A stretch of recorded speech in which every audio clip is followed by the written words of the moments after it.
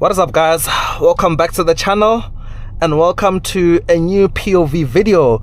Today you join me inside the Mercedes Benz V-Class in all its glory. It looks amazing in here, and this one in particular, it's the V300d, all thanks to Mercedes Mercedes, which is the local Mercedes Benz dealership out here in Zanin. Now, the last time I reviewed the V-Class, I didn't actually do a POV video for you guys, and it's finally happening now. I'm chilling, I'm enjoying some AC, and I want to make this one a bit of a long form video, so we'll actually go for a bit of a drive. I think I want the video to be around the 20-minute mark. That's my goal. So we're going to be driving in town, we're going to be chilling. I'll tell you what I need to tell you, but for the rest of the video, I think I'll just stay quiet and just drive this thing so you guys can also enjoy the video for yourselves. So yeah, let's get the bus going. I'll drive a bit in town, go outside the town, and that'll be the POV video right there. So now, what's all this jazz about V220d, V250d, and V300d, which is the one we're in right now? So simply put, they all have the same engine, just different tunes. Now they all have a 2.1 liter turbo diesel 4-cylinder. Now in the V220d you get 120 kilowatts and 380 newton meters of torque. In the V250d you get 140 kilowatts, which is around 200 horsepower, and 440 newton meters of torque. The horsepower figure for the V220 is around 164 horsepower. I didn't mention that one. In this car, the V300d, you get 174 kilowatts, which is around 238 horsepower, and 550 newton meters of torque. So same engine, just different tunes, so you get the most power in the V300d. Now they're all mated to a 9G Tronic transmission, 9-speed, so the giveaway is in the name. And they all come with air suspension, and yeah, it's such a lovely thing to drive, honestly speaking. You get a Burmester audio system, you can chill and enjoy your tunes. It's really a nice thing to be in. Now in some areas it does fall behind, particularly when it comes to tech, not all too much, but in some way. One, you get analog dials. There is no digital instrument cluster. The steering wheel is the older fashioned Mercedes style steering wheel. You don't get a push to start button, so you still need to insert the key and twist it. Although there is keyless access, you push a button on the door to lock and unlock the car, you leave the keys in your pocket. So a few nitty-gritties, but for me they aren't necessarily a big deal. To someone else there might be. I have no idea. I think it's still a great offering. You still get amazing tech in here, heated and cooled seats. That is for the cockpit, and the two seats that are behind the cockpit. You get a fridge in the center cubby. You get heated and cooled cup holders. There's stuff like lane keep assist. You get a 360 surround view camera system. I don't know if it pops up while you're driving. It's not popping up, so I guess it only pops up when you're maneuvering.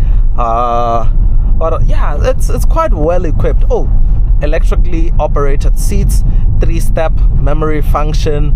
They're also, like I mentioned earlier, they're heated and cooled. So for me, I'm not really a picky person, so I feel like it comes with enough. All the stuff that you'd come to expect in a modern vehicle, they're all offered in here. I don't mind the analog dials, I don't really mind the steering wheel. So yeah, that's where I stand. There's also stuff like Apple CarPlay and Android Auto, although they're wired, so you need to plug in a USB cable to get that function going on. But yeah, the other thing is, in here you do get some rattles here and there. It's a bus overall, it's long, it's big, so it's not going to be perfect, but ride comfort is good. The suspension does feel a bit crashy in some instances when you hit hard bumps, but overall it's great, it's amazing in here. So now, given that this is all about the extra power, let's boot it right here and see how it responds. I'm foot flat, by the way.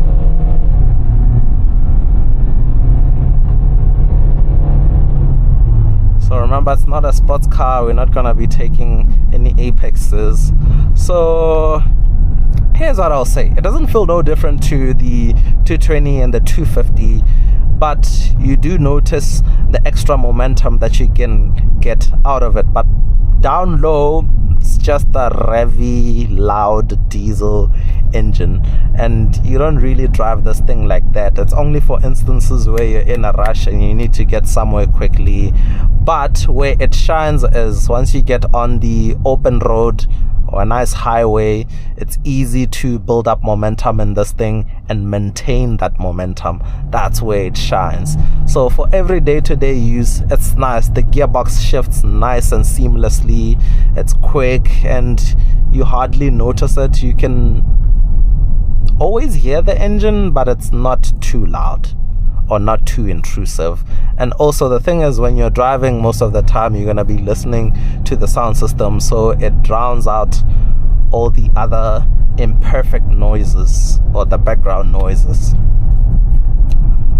So yeah, I think the rest of the video from here, I'm just going to be driving and let you guys enjoy the POV. So I'll go to a more highway area. Currently this is a more town-ish environment, so we'll go to a more highway area where we can do high speeds, so as to say, actually, is there a car coming this way? Let's see how it pulls an overtake.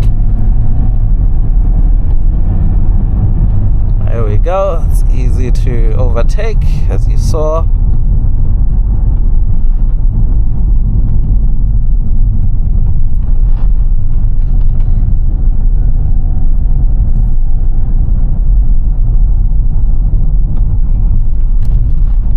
So yeah, like I said, the rest of the video I'm just going to let you guys enjoy the scenes, the driving experience in the V-Class, get the view of being behind the wheel and all. And yeah, I'll show you a bit of the cabin. As you can see, the trimmings, it's a nice place to be. There's some ambient lighting. It's too bright now, you won't see it.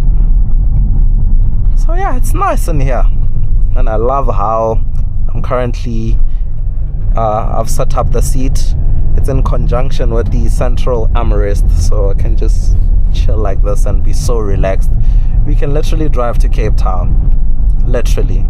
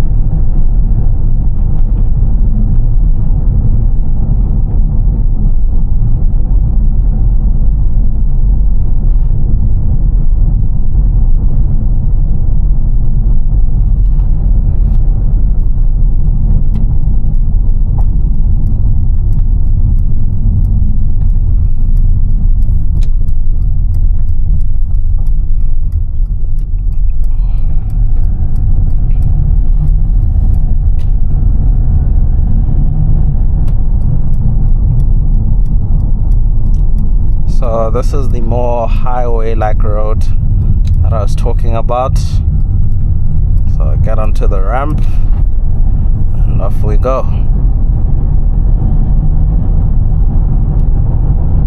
So I'll record going in this direction where we're facing the sun directly, and I'll record going in the other direction where we are facing away from the sun.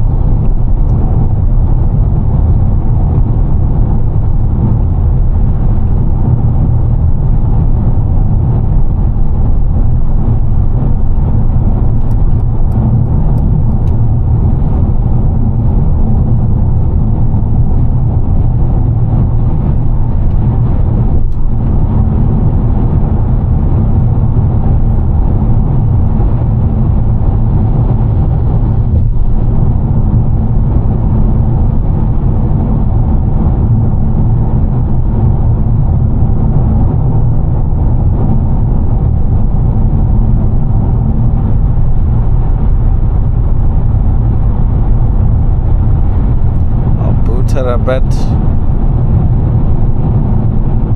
Oh man, this thing gains momentum like crazy, hey?